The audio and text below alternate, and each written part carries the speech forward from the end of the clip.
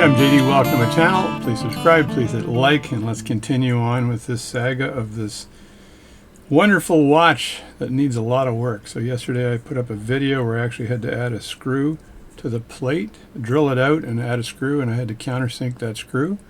With a larger drill, I did not have a countersink that was that small, so I just used a slightly larger drill bit and didn't go as deep. So this today's video, I'm actually going to very likely lightly stake on the balance onto the new balance staff, and I'm going to use this raw plate here and put the balance cock on there with the balance and see if it's sized right. If it's not sized right, I'm going to have to adjust it. So let's stake this. Let's stake the balance on now. I'm not going to rivet it in. I'm just going to stake it on. It's friction fit, so it should. I had a little bit of friction, so I was able to use this friction fit feature to just put it on. If I need to take it off later, I can easily take the balance off the balance staff. So let's get on with the video. This is my anvil, whatever you want to call it, from the Marshall staking set here, and I'm going to put the balance staff in one of these holes so that I can secure it up and stake it in. So let's do that. Just a quick note on my eyewear here. I've got a pair of subscription glasses. The top lens of the glasses are perfect for looking at a computer screen. The bottom lens of the glasses are ×3 for doing watch work at pretty reasonable distance. I'd say about 1.5 feet. A foot to 1.5 feet gives me ×3. And then I have the Airy Loop, ARY Loop, which is another ×5 on top, so I can get really close with this. This is a brilliant configuration, so don't buy all those other loops and everything else. Just get a good pair of prescription glasses and add an Airy Loop to it, and doing the dual lens split is just really good. So it might cost you a few bucks, but in the long run, it's going to save you your eyes. So there's a new balance that I made on the lathe, just sitting on top of this anvil, whatever you call this thing. And what I want to do is fit this into one of the holes here. And so, because I'm going to be using this to just push the balance onto the balance staff. So just going to eyeball this for now and see if I can get close. Just go to the hole that the smallest hole possible. And it's funny, this one's already marked from a past job.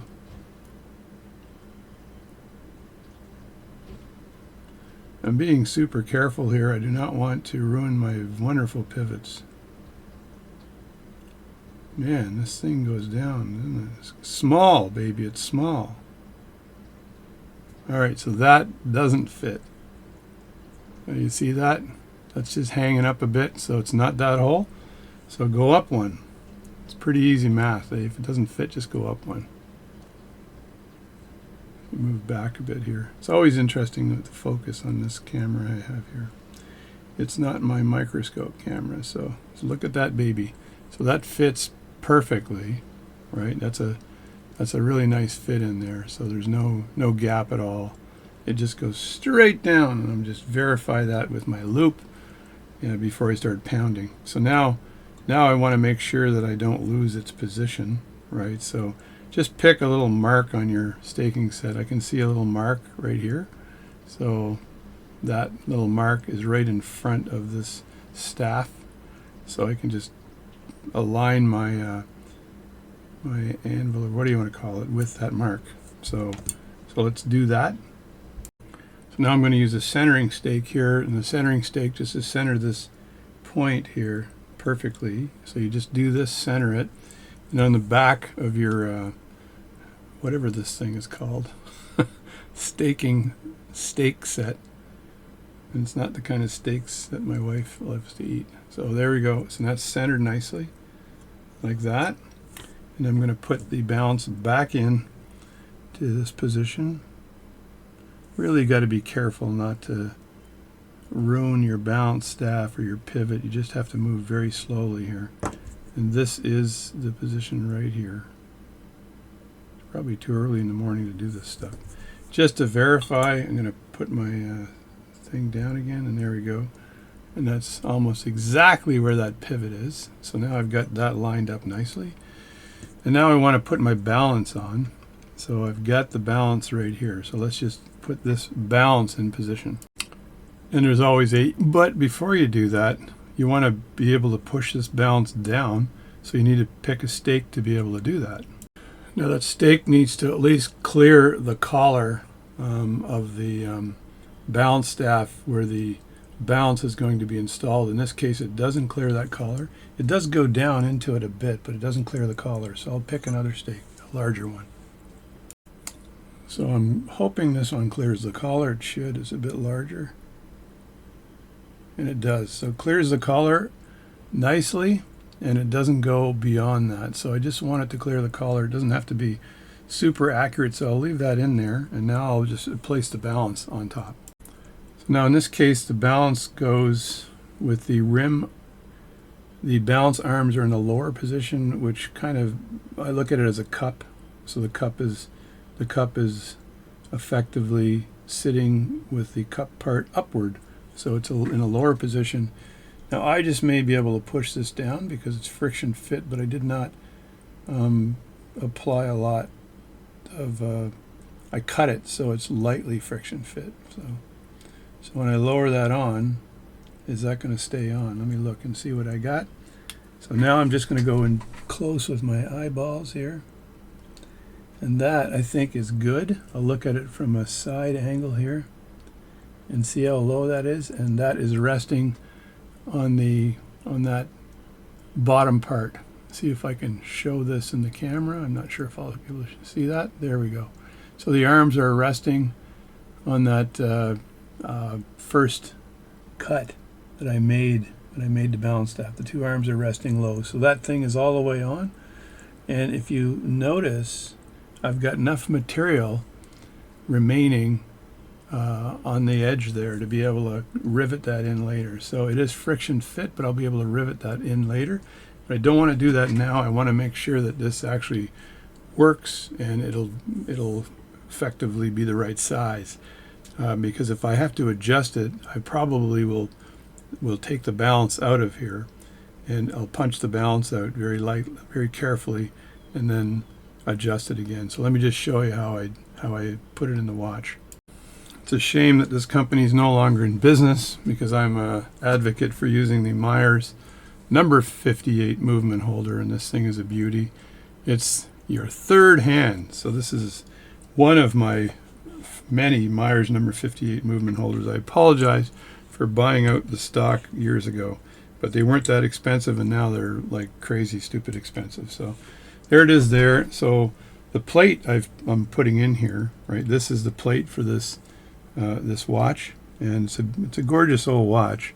And it is, what's the brand of this watch? It is, I think, 7 Jewel Regina.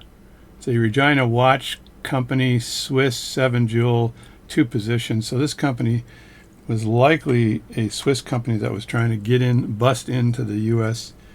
market for pocket watches. So the reason I'm going to be working with this area of this, but the reason I've got this Rodico on here is because I had this plate on a 3-jaw chuck. I had to redisassemble the watch, and I didn't want the setting mechanisms to move while I was doing that, so I just took a big chunk of Rodico and covered the whole darn thing.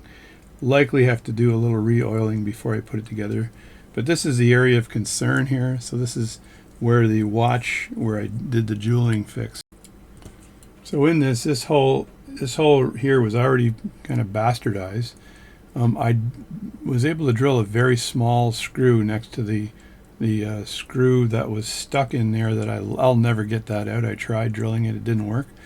And then I drilled another hole beside it, and I countersunk it a bit so I could put a screw in there so the screw would then hold the jewel setting that I put in place here. And I tested the jewel setting, as you saw in the previous video, that it will fit.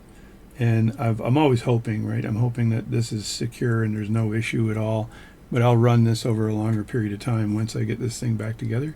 I don't have to put this back together right now, as I'm just going to put the balance cock back on there and then test the balance to see if that's the right balance, right size. So I don't want to put the roller table on right now, or anything else, because I want to see if this balance will actually sit there between the jewels and spin.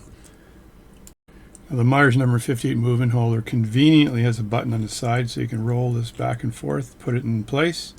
And if it's a lever set watch, I always look at where the lever is so I don't squish the lever between the jaws. And the reason this movement holder works so well is that when you tighten this, there's a spring on the inside, so when you're tightening this, it's not a one-for-one tightening of the actual plate with these jaws here. It tightens it, but the spring compresses, so the spring is actually providing the force on the plate. And that's the beauty. So you're not going to ruin your movement by tightening it too much. You've got quite a lot of play. And if I show you here, if I push in, you'll see this moves, right? So that's the spring in the inside that's moving. So the other thing about this is that it's got a button on the end here, so you just have to press this button. It snaps the spring back, and you can very quickly remove your plate.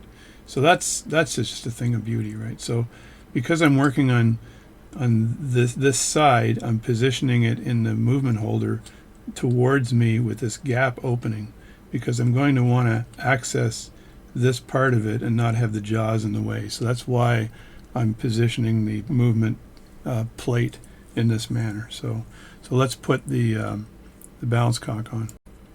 So I'm going to place the balance cock on the movement here, but I'm going to angle it. So I'm hoping that I'm able to look where the studs are, the screws, and there's three studs that hold this in place, and I'll just align those studs quickly, and this should just fall into place like that. So there you go. So now I don't want, when I put the balance in, this thing is only rocking between two pivots, and I don't want any undue pressure on this. So what I think I'm going to do here is I'm going to put a screwdriver blade in there. This is a technique on the fly, by the way. So I'm going to put a screwdriver blade in here to raise the balance up just a bit, like that, right? And this might actually not work. The blade might not be good enough to do that, because there's too much back weight, but I want to have something under here to allow this to rock up at an angle while I put the balance in. Right now it's sort of staying steady as she goes, but I don't trust that it's not going to slam down on the movement. So what am I going to put in there? Something. Just hang on. So I'm going to take a piece of watch paper and fold it, and then enough times that it's thick enough to fit in that crack. All right, this is my piece of watch paper, and you use watch paper to actually shim a balance if you need to shim the balance. And I've done that in the past, but most balances, when I'm working on them, I'm trying not to have it such that it needs to be shimmed, but I want to be able to put this in and then take it out after. I changed the angle of my camera here. It's an annoying angle for working, but it shows you what I'm doing. So I'm just hoping I can get this thing in here just a bit in order to shore up the balance. There we go. So that's in there like that, and I can actually now put the screw in, which should press down on that.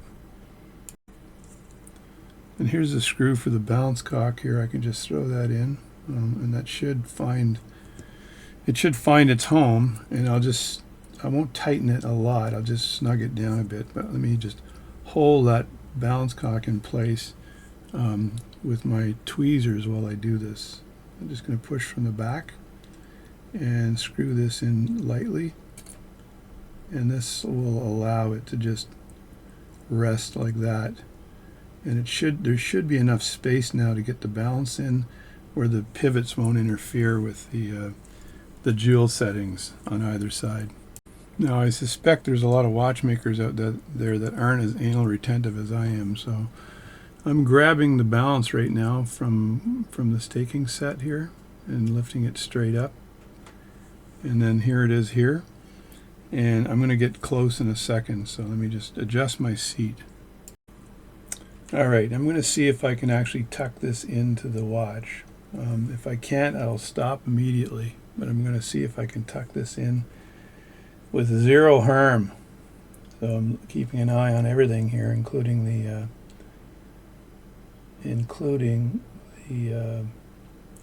banking pins.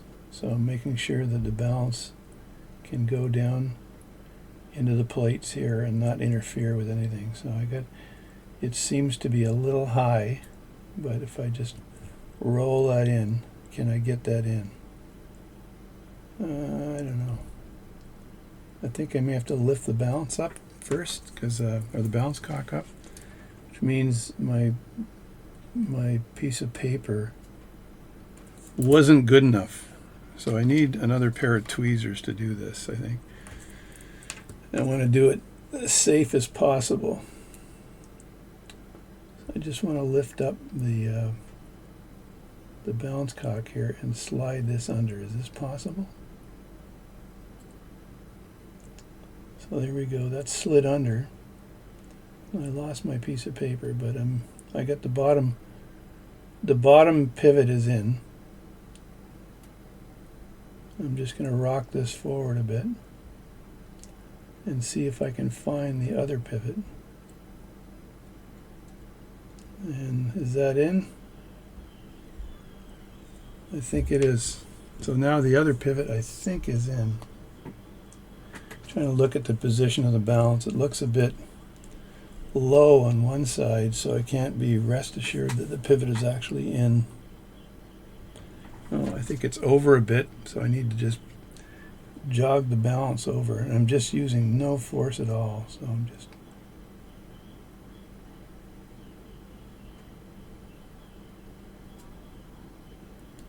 I need it to find that hole. Find that hole.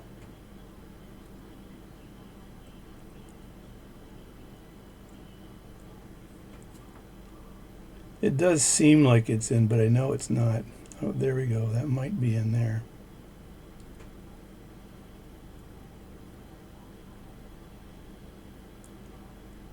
Now I'm going to look at that through my microscope. I'm going to put a little tiny bit of pressure on the screw here, but not enough to harm the upper pivot if it's not in. But I'll be able to look at this under my microscope and see whether that is in fact in place. I think it is.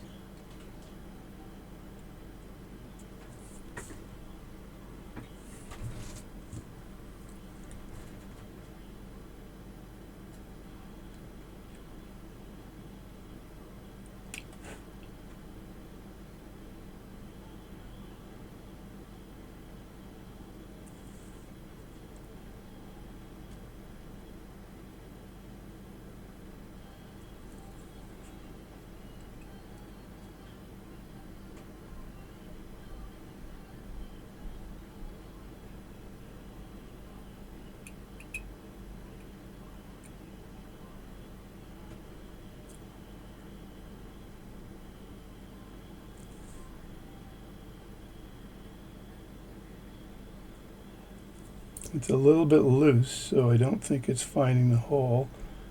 And this balance is a little bit tough for locating the actual hole here, so it's not as easy as I thought it would be. Let me get the screw out here again and see if there's an adjustment I can make here that would help me.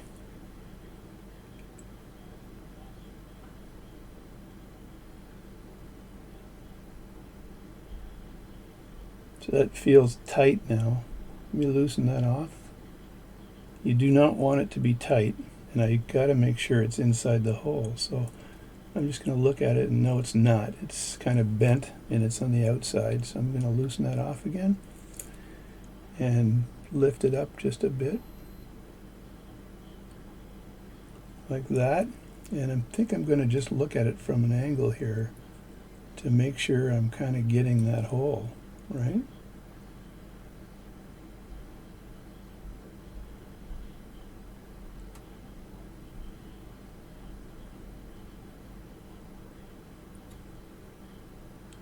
Yeah, that's bent forward, so that's not good.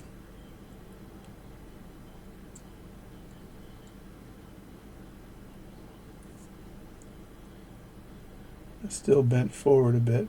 Let me just pull that up again.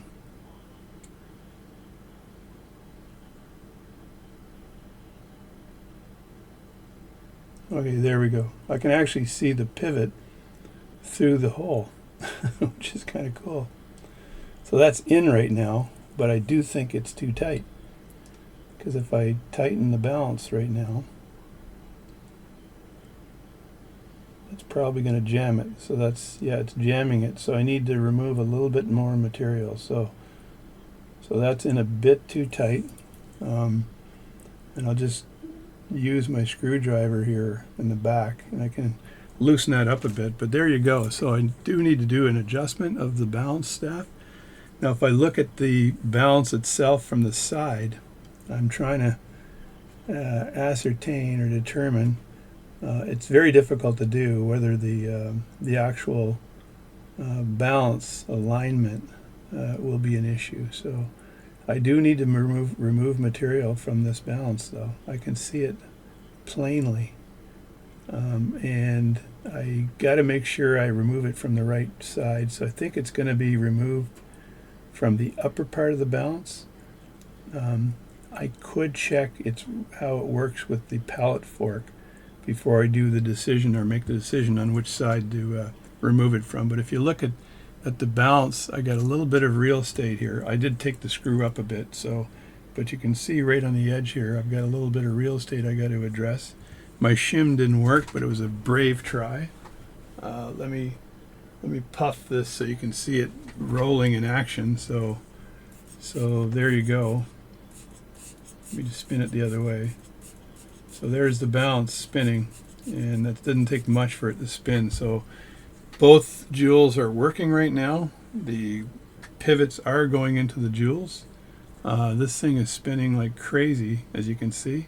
So what I'll need to do now is, and I can see on this side of the balance, I'm looking at a very small bit of change on this side. The gap is very small.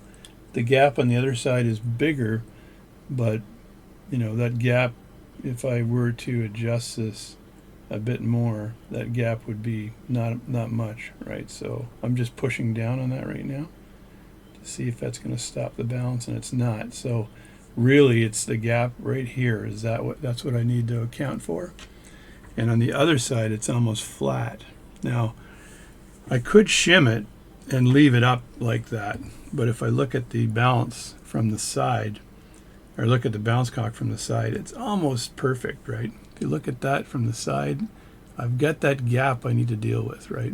And you can see the angle of the bounce cock, and you don't want that angle. So I do need to shorten the balance, which means I need to trim those pivots again, which means I need to get the lathe out to grab that and trim a little bit off the pivots.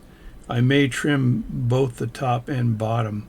I did make the balance staff a bit bigger to allow me to trim the pivots, but I'm pretty happy where I am right now. So that was based on that initial measurement, and I'm not too far off. And you can see the bounce cock in the back is almost all the way down, and on the top it's bridging a bit. So this should be a pretty easy trim of the pivots, but we're not going to do that in the video today. You could try using a J-Cot tool to do the trimming, but that's a little harder actually than taking the balance off of the balance staff and then using your lathe to very carefully remove material off the both sides of the pivots. I'm looking at this, and I'm looking at the roller table here and where that would fit on there. And one more test I could do. I don't know if I want to do that though. I know I've got enough real estate in the top to actually put on the hairspring, right? There's enough fatness on the top. I think my upper is actually where the trimming needs to be, right? So I don't think it's my lower. So when I'm looking at where the regulator is on the inside, and where that eventually the hairspring will tack onto here, right, and into this hole right here. And I think it's the upper pivot that I want to remove, because I'm looking at the lower pivot and I have a lot of real estate there. And I'm also looking at the this here, which is the roller table, which will fit on like this, and it has to merge with the jaws of the jewel. So I'm not sure. Maybe a little on both and see where I get. So anyway, that's it. That's it for the video today. So that's my trial of this. So I'm not too far off. So we'll see what happens in the future. I probably won't set this up today. I think I've got to go to the cottage, and I don't want to get committed to do this right now, because you need the day, you need a focused day to actually complete this. So that's it for the video. All right, so what I'm happy about is that the pivots seem to be right. It doesn't seem to be any side shake in those pivots. I did a lot of measuring. The bottom one's fitting in really nicely. If the bottom one was not, if there was end shake issues, or if it wasn't, the tip of the bottom pivot wasn't touching the cap jewel, there would be a lot of friction and this watch would not be moving so freely. So that makes me really happy.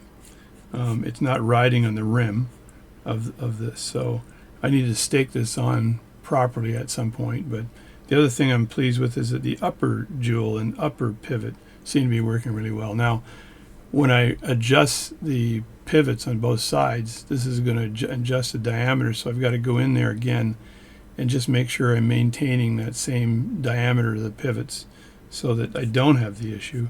And I don't want to be in the situation where I've trimmed off too much.